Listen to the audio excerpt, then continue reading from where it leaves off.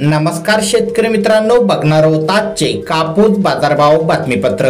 शेतकरी मित्रांनो, शेतकऱ्यांकडील कापूस संपल्यानंतर आता मात्र कापसाचे भाव वाढत आहे। आजही अनेक ठिकाणी कापसाच्या भावात वाढ पाहायला मिळाली।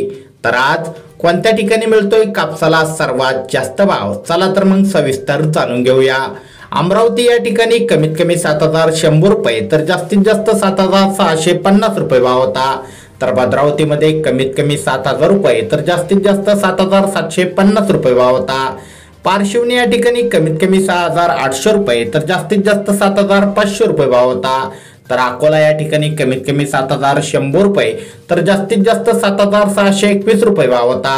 अकोला बोरगाव मंजू या ठिकाणी कमीत कमी 7500 रुपये तर जास्तीत जास्त 8200 रुपये भाव होता। तर उमरेड या ठिकाणी कमीत कमी 7200 रुपये तर जास्तीत जास्त 7760 रुपये भाव होता। देऊळगाव राजा या ठिकाणी कमीत कमी 7300 रुपये तर जास्तीत जास्त 8100 रुपये भाव होता। तर काटोल या ठिकाणी कमीत कमी 6800 रुपये तर जास्तीत जास्त 7500 रुपये भाव होता।